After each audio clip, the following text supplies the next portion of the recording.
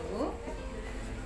Hari ini kita memperingati Hari Kartini. Mengapa setiap tanggal 21 April itu kita memperingati Hari Kartini? Karena Raden Ajeng Kartini itu adalah sebagai tokoh emansipasi wanita. Nah, sejarahnya begini. Raden Ajeng Kartini itu dilahirkan tanggal 21 April tahun 1879. Dia itu anak seorang bupati Jepara. Karena sang ayah itu adalah seorang bupati dan dia peduli dengan pendidikan, maka sang bupati Jepara tadi memasukkan Raden Ajeng Kartini ke sekolah. Nah, sekolah waktu itu Raden Ajeng Kartini masuk di sekolah dan teman-temannya itu semuanya orang-orang Belanda. Kalau masyarakat biasa tidak bisa bersekolah karena dia anak bupati, maka dia bersekolah di sekolah Belanda. Teman-temannya semuanya Belanda. Ketika lulus dari sekolah dasar, nah kalau sekarang kita menyebutnya sekolah dasar, waktu itu namanya ELS dalam bahasa Belanda. Nah, setelah lulus dari sekolah dasar, sebenarnya Kartini itu ingin melanjutkan sekolah lagi. Tetapi sang ayah sebagai orang Jawa menerapkan adat Jawa, yaitu Kartini dimasukkan ke dalam pingitan. Jadi gadis itu kalau sudah umur 12 tahun itu tidak boleh keluar rumah. Jadi Kartini dipingit sampai usia 12 tahun itu sampai dia nanti akan mendapatkan jodoh. Kartini tersiksa karena keinginan sekolah Kartini itu begitu besar. Ia sangat besar ingin bersekolah, tetapi sang ayah tidak memperkenankan. Nah, akhirnya Kartini untuk mengisi waktu luangnya di rumah itu dia selalu menuliskan surat kepada teman-temannya yang dari Belanda tadi.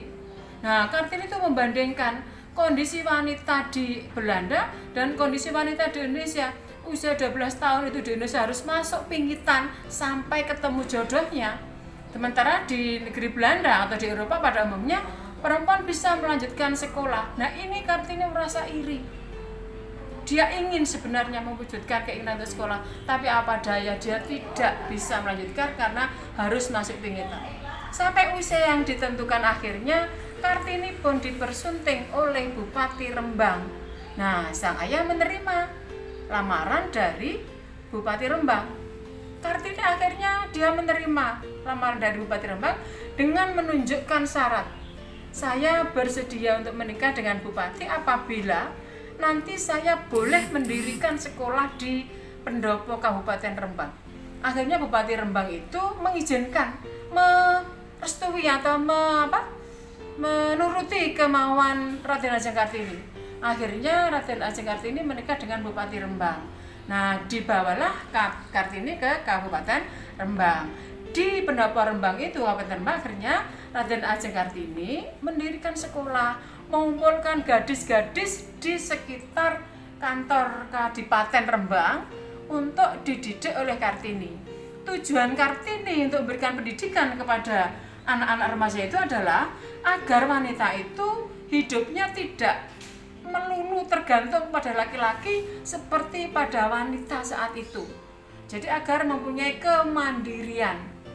Nah, setiap hari, setiap pagi Kartini mengumpulkan anak-anak di sekitar pendopo kabupaten itu untuk diajar oleh Kartini, baik itu pelajaran umum maupun pelajaran keterampilan, agar wanita itu punya kemandirian, tidak hanya tergantung pada laki-laki.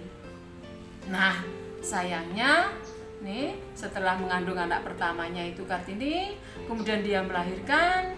4 hari setelah melahirkan, Kartini pun dipanggil oleh Allah Subhanahu wa Ta'ala. Nah, perjuangan Raden Ajeng Kartini inilah yang diambil oleh pemerintah, dikatakan sebagai Kartini adalah tokoh emansipasi wanita. Nah, sampai saat inilah kita semua para wanita mendapatkan kesempatan untuk memperoleh pendidikan yang setinggi-tingginya. Nih, sampai kita mau kemanapun itu tetap boleh. Tidak hanya pendidikan, jabatan pun semua wanita diberi kedudukan yang sama dengan para pria, baik di kepresiden, baik di DPR, baik di pemerintahan pusat, pemerintahan daerah, semua wanita mendapatkan kesempatan yang sama. Itulah mengapa Kartini disebut sebagai tokoh emansipasi wanita. Nah, begitulah secara singkat tentang Raden Ajeng Kartini yang dapat kita nikmati sampai saat ini oleh kita semua para wanita. Selamat Hari Kartini, semoga kita bisa sukses dan setiap wanita bisa mendapatkan kemandirian sesuai yang diharapkan oleh Raden Ajeng Kartini. Assalamualaikum warahmatullahi wabarakatuh.